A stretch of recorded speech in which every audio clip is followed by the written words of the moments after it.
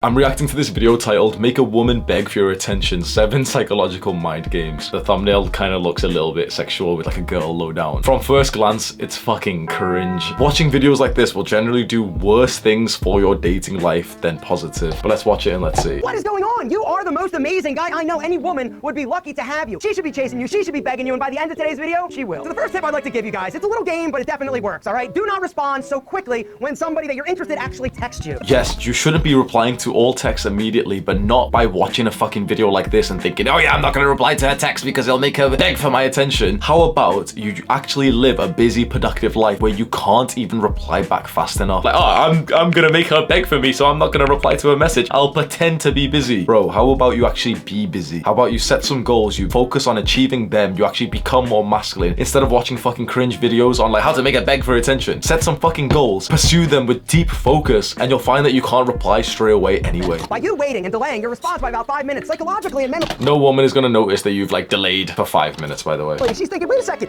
does he not realize? Did he not see my text? She knows you saw her text. Don't always initiate the text, right? If you're the one that is always reaching out, if you're the one that's always making contact first, this doesn't allow her time to miss you. It doesn't allow her time to think, oh, I wonder what Brian's doing. I wonder. Yeah, this is good advice. I do like this one. Don't always reach out first. If you find that you're the one initiating contact, like literally every single time, you're the one who's messaging her first, you're organizing things, it probably shows like a lack of attraction from her side. She could also just be shy or insecure. But generally, if I always message like a person first, or if I'm always inviting them and they don't really do that much to me, I lose interest in them personally. And this is just out of a level of respect for myself. And so you should probably hold the same thing. Well, Alpha, what if she never texts? Which is a risk, but it's less of a risk if you do the third trick, and that is send her pictures of fun shit you're doing. So what he said is, if she's not like texting you first, send her a picture of like you having fun so she feels like she missed out. That's a little bit like forced and cringe. The best thing you can do is show like fun, exciting things you do on social media. Like for example, put it onto your Instagram story, post it onto Instagram or Snapchat, and then she'll probably see it from that. This is way more efficient than just sending it to like one person at a time anyway, because then you'll have like tens, hundreds of women who like look at your story and see that you're doing something awesome. Now, here's how you can elevate it to next level, right? So when she text messages you, hey, what are you doing? And you don't respond right away, the next response can be, oh, sorry, I missed your text. I was working out. See what I did there? Working out. Ooh, mommy likey, right? And she, ooh, mommy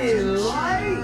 That's so fucking cringe. So a girl messages you saying like, oh, hey, what you doing? And you don't reply for a while and say like, oh, sorry, I was working out. For me, like, I will never allow anyone to like ruin a fucking conversation. So when someone sends me like a boring question, I act as if I've not even read it. And I like just move the conversation to something more interesting. Now, here's the truth. You don't necessarily need to be crushing it or killing it or driving a Lambo. But if you are somebody that is pursuing your own personal like objectives and goals, this is crazy, sexy, and attractive. Guys that have purpose and passion are next level in terms of desirability. Yeah, 100%. A previous girlfriend that I've had said like one of the most attractive things about me was my ambition, because I was just taking off on YouTube and I was talking about all these big goals. You could see that I was ruthlessly working on them, and that's like, that excites women. That even excites male friends who come around. It excites everyone when they see that you're ruthlessly dedicating yourself to some like big goal that's so exciting. Gentlemen, you gotta make her realize that you are choosing to talk to her. You are choosing to date her. You are choosing to be with her. Once you understand and believe that you are an amazing guy, you're an incredible catch, it makes and changes the game. This is somewhat good advice, but we've got to break it down. What he just said is that you should see yourself as the prize. You are the one who is scarce, and like women are abundant who are into you. But the truth is, like, he's kind of like,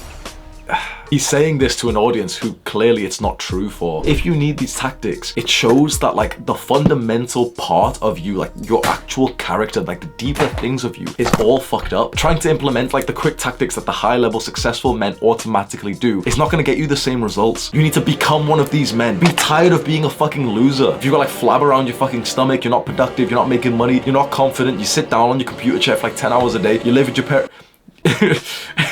You can't just emulate like the specific tactics of successful people and think that it's gonna work for you. You have to become more like them. You have to get onto their level with all parts of them, and that takes fucking years. That's why I don't like these videos which are like, oh, you can get a woman to beg for your attention. They try to convince you that you can shortcut the process. And so when young men watch this video and they implement these steps, and of course they never actually see good results from it, they get more depressed. I want to give you like a slap in the face of some realism, but I still want to give you hope. And the truth is, it's supposed to take like years as a young man to get to the point where you're actually kind of attractive to like a bunch of women. I've watched hundreds, maybe thousands of videos like this. I've put thousands of hours into learning fucking pickup and dating. I've done all this shit. You want my final advice after doing all of that? Just keep improving yourself as a man. You cannot pretend to be someone that you're not for any kind of good quality relationship, because when we reach a good level of success in our work, it transforms how we feel about ourselves, the way that we walk, the way that we carry ourselves, the way that people treat us. It all changes for you when you build a good level of success. Don't try to shortcut shortcut the process by watching cringe videos like this. Do the hard work, especially when you don't feel like it. Mwah.